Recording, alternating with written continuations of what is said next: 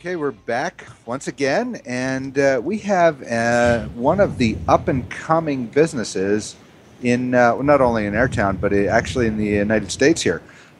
Fortunately, they are local in our town. Welcome, John Harrison from the Tea Gallery. Thank you very much for having me. Great, great. So, well, we won't have anybody have any difficulty understanding you today, John. You're from London? Correct, Great Britain, London, yeah. So that makes sense. You know, that's where the big tea market is. So tell us a little bit about the Tea Gallery and why you're here and what you're doing with us. Sure. Tea Gallery, well, basically what we do is we specialize in importing organic fair trade tea from over 30 different countries in the world.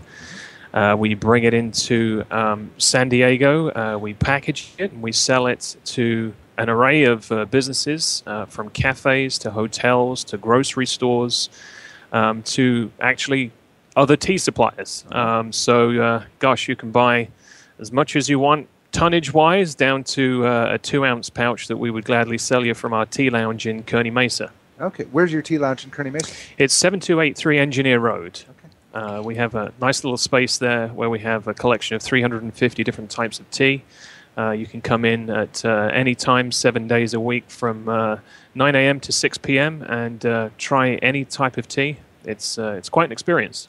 Wow. I had no idea there were 350 types of tea. I grew up in the South, and we love our sweet tea in the South, and we drink Louisiana where I'm from.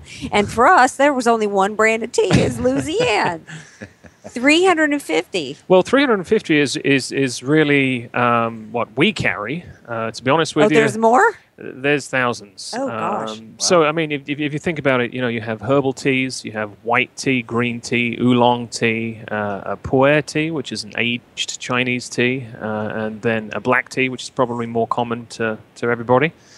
Certainly, black tea is the most commonly drank tea in the U.S., being iced tea. 80% of the tea consumption in this country is iced tea. Basically, I mean, the reason why our business, at least in the last 3 years, has done quite as good as it has is the consumption of tea, and the tons of tea that are being imported into this country have really pretty much surpassed everybody. It's probably not the figures that you would expect to hear, as the U.S. is still predominantly a coffee-drinking country. But just goes to show how in the last 10 years the tea consumption in the U.S. has grown. Obviously I'm in the business, so I keep my ear to the ground with all these interesting statistics. The last World Tea Expo that we attended, people were talking about figures of 550% increase. Wow! In the last 10 years, which is really some numbers to talk about. Well, I know within my own circle, everybody I know, family and friends, everybody's into tea now. Yeah, yeah. I mean, they even have all the teas sitting on the K-cups now, and that is correct. Yeah. I was actually approached by them just the other day. It's funny you mentioned that. Yeah. So well, we have a commercial K-cup system in my office, so I'm very familiar with that.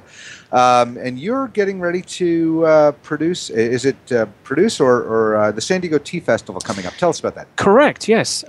San Diego is a wonderful, wonderful place for new and upcoming products. Lots of people across the globe with different businesses have actually launched new products in San Diego as a test market. Tea. There's a really, really nice following happening in San Diego. It's a trend. It's becoming really, really popular. San Diego's never been represented, on a global basis, because tea comes from all over the world, for a tea festival. So we've had plenty in LA and Las Vegas and, pretty much all over the country, East Coast. But looking at Balboa Park and the Japanese Friendship Gardens and the growing tea, following, I think it's about time we did that here, don't you? Oh, absolutely. So, Tea Gallery is hosting and sponsoring the very first ever annual, so we hope to do it every year, basically, let me have a look here on my Facebook page because I've completely forgotten the date.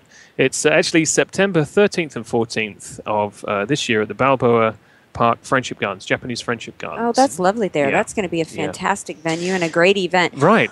I know for myself that I've heard that green tea has lots of medicinal, values, and a lot of tea does. Is that one reason why so many people are starting to drink tea, or is it just that all the new flavors that people are getting acquainted with how yummy it is? Well, I think you're right. The first kind of jump to tea, I think, is for health reasons. Green tea is obviously very good for you, but having said that, white, green, oolong, pu'er, and black tea, they all come from the same plant, Camellia sinensis. Oh, I didn't know that. So some of the health benefits you will actually see repeated when you look at each individual category of tea. Okay. Green tea has a lot of focus because green and black are the most popular teas, especially in the Western world, the ones that we know the most about. Having said that, white tea has the least amount of caffeine and the most amount of antioxidants. So there's a lot of other teas that are really kind of getting people's attention now, besides the two green and black that we're all aware of. Yeah, you speak of the caffeine base. How does tea compare with coffee in a caffeine content? Right, good question. Basically, white tea has about 3 milligrams based on a 12-ounce serving compared to a regular cup of coffee that you could get from anywhere, which is close to 200 milligrams of caffeine. Very different in the delivery system when you drink tea versus coffee. Coffee, you get it all at once. Tea, you get a slow release throughout the day, so you're able to maintain concentration and stay calmer without possibly feeling a little anxious, or if you're late for something and you're highly caffeinated, things tend to get a little blown out of proportion. Just a tad. Yeah. You're listening to Close Up on San Diego Business here on KFSD AM 1450 and financialnewsandtalk.com. I'm your host, Barry Waxler, with my co-hosts, Andrea Kay and Al Arias, and our guest, John Harrison from the Tea Gallery. Now, Art, I've got a question for you. There, like in the coffee world, there's a lot of coffee purists who think that this mocha stuff and putting stuff in coffee, if you're not a real coffee drinker unless you drink it black. Are there the similar types of things with tea drinkers? Oh gosh, absolutely. There are some people that. See, I need to know this before I come to your, to your tea. Well, we cater to all. Okay. If you look around San Diego, you will find people that tend to specialize to the the history of it, the purists, the tea purists, and I'm absolutely all for that because deep down I'm kind of one of them. Okay. Having said that, from a business point of view, you're not going to mock me if I come in the tea lounge and ask for milk for my tea. Absolutely not. From a business point of view, you really have to provide tea for everybody. So we do carry, of our 350 collection, at least 50 or 60 of them are pure teas, which is basically just pick the leaf, dry it, and drink it. In its many different shapes and forms and categories. Obviously, we do blend the teas as well. We add fruits and flowers and spices and herbs and everything you could possibly think of. There's lots to choose from. Yeah, it's interesting. One of the things that I ran across recently, I've got young kids, 13 and 16-year-old kids, and you see some of these kids with challenges in school, challenges to focus in school. And I see more and more parents using caffeine to help spark their focus and concentration. And, I find it interesting because I certainly wouldn't want to fill my kids full of coffee before they go to school.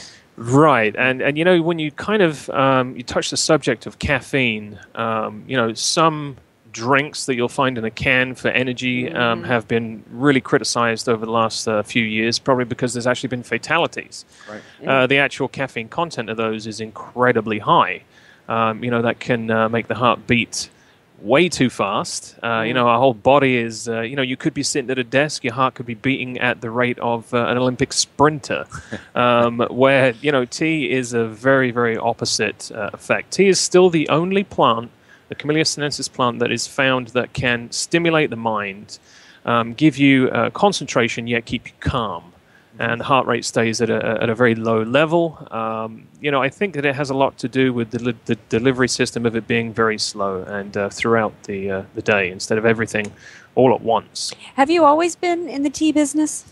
Actually, yes. It spans back through my family. I've been importing tea from mainly India for quite a long time. I have about 30 family members that live in Goa in India, Sri Lanka, some parts of Asia, not China yet, but China's. So you've got some good connections.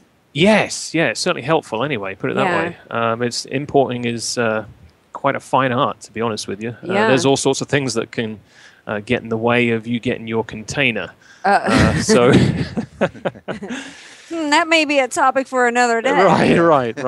But everything from weather conditions, boat has to come a long way. And, okay, sure. Yeah.